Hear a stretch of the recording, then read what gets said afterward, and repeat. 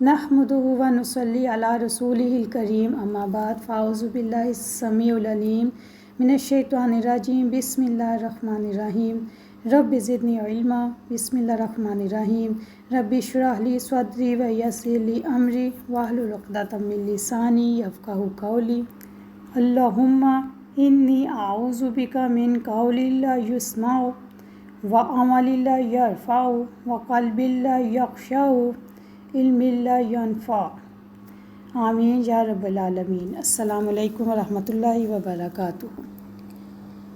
अल्हम्दुलिल्लाहि रब्बिल आलमीन अर्रहमानिर रहीम मालिकि यौमिद्दीन इय्याका नअबुदु व इय्याका नस्तईन इहदिनस सिरातल मुस्तकीम सिरातल लज़ीना अनअमता अलैहिम गैरिल मग़ज़ूबि अलैहिम वलज़्ज़ाल्लीन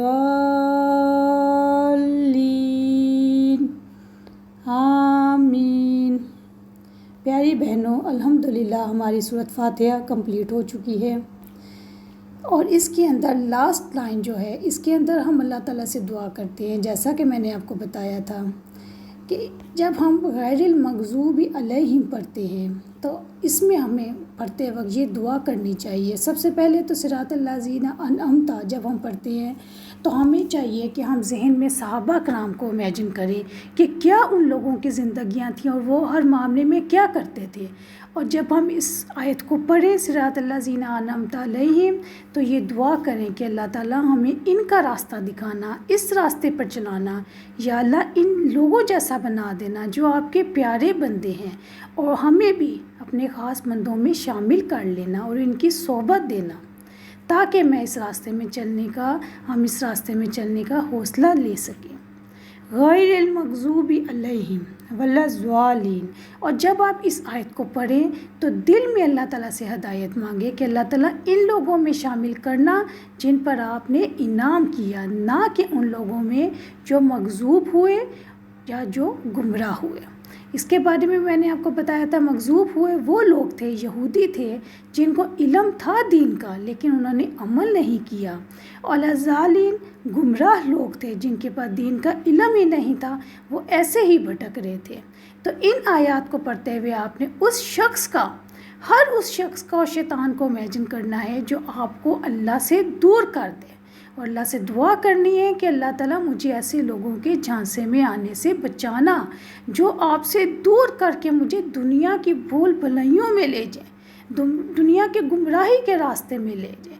और अल्लाह ताला ऐसा ना हो कि मैं आप लोगों को भूल जाऊं और फिर इन्हीं की तरह नाउज़ बिल्ला मग़ज़ूब ठहराई जाऊं या इन्हीं की तरह गुमराह हो जाऊं। जब आप इसको ज़हन में रख के वे दुआ मांगेगी तो इंशाअल्लाह ताला आपको अपने अंदर एक नई तवानाई, नई एनर्जी आती हुई महसूस होगी और आपको इतना सुकून मिलेगा कि आप खुद हैरान हो जाएंगी। अल्हम्दुलिल्लाह, अल्लाह ताला हम सबको खालिस करते हुए हमारी इबादत को कबूल करे, आमीन। आज इंशाअल्लाह ताला हम सूरत अल-बकरा के आगाज़ करेंगे। इसकी फ़जीलत के बारे में मैं आप लोगों को थोड़ा सा गाइड कर देती हूँ। अल्लाह के नबी सल्लल्लाहु अलैहि वसल्लम ने फरमाया, अपने घर कब्रिस्तान ना बनाओ। जिस घर में बकरा पड़ी जाती है इसमें शैतान नहीं आता। यह अबू दाऊद, निसाई और इब्ने माजा की हदीस है। और इसी तरह हज़रत इब्ने मसूद रज़ी अल्लाह अन्हु फरमाते हैं, सूरत बकरा पढ़ने जाने से शैतान भाग जाता है। यानी जिस घर में बाकायदगी के सूरत अल बकरा पढ़ी जाती है वहाँ पे शैतान नहीं रहता। अल्हम्दुलिल्लाह, कितनी बाबरकत सूरत है, कितनी मुबारक सूरत है। अगर हम इसको अपने घरों में रूटीन बना लें कि चलें हफ्ते में एक दफ़ा ना सही महीने में एक दफ़ा, 2 हफ्तों में एक दफ़ा, महीने में एक दफ़ा या महीने में 3 दफ़ा ज़रूर इसको पढ़ें और इसकी बरकतों से फ़ायदा उठाएं, तो आप देखेंगे इंशाअल्लाह ताला कि आपके घर पे किस तरीके से बरकतों का भी नज़ूल होगा और शैतान भी एक घर से अल्लाह ताला ने इस बरकत सूरत में इतनी बरकत रखी है कि शैतान भी उस घर से भाग जाता है। अल्हम्दुलिल्लाह। एक दफ़ा रात को हज़रत असीद रज़ी अल्लाह अन्हु ने सूरत अल बकरा शुरू कर दी। तो قیام میں وہ کھڑے ہوئے نفل پڑھنا شروع کیے تو انہوں نے سورۃ بقرہ کی تلاوت شروع کر دی۔ اچانک کیا ہوا کہ ان کے پاس ہی گھوڑا ان کا باندھا ہوا تھا، وہ پاس ہی راستے میں تھے، پاس ہی ان کا بچہ بھی سو رہا تھا۔ اچانک کیا ہوا کہ جب انہوں نے تلاوت شروع کی تو گھوڑا بدکنے لگ گیا۔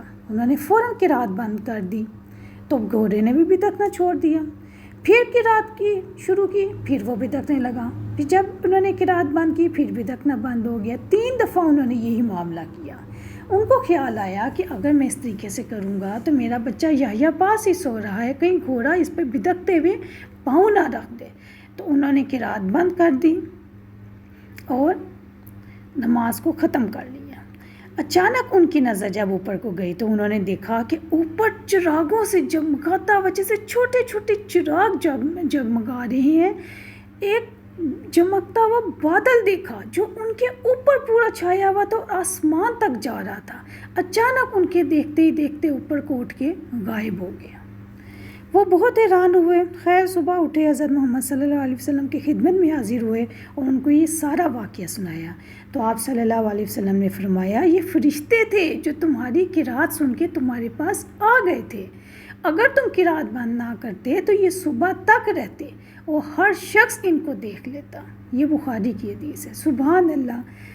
ایک میں آپ کو بات بتاتی چلوں کہ فرشتے قرآن مجید نہیں پڑھ سکتے۔ یہ مبارک کام، یہ جو اللہ نے ہمارے اوپر خاص رحمت نازل کی ہے، جو قرآن مجید ہمارے اوپر نازل کی ہے، تو پیاری بہنوں یہ بہت ہی زیادہ فضیلت والی کتاب ہے اور اللہ تعالیٰ نے ہم پہ اتنا کرم کیا، رحمت کی ہے کہ ہمارے اوپر یہ کتاب اتاری۔ ہم اس کو پڑھتے ہیں، اس کو حفظ کرتے ہیں، اس کو یاد کرتے ہیں، اپنی نمازوں میں پڑھتے ہیں، دن رات پڑھتے ہیں۔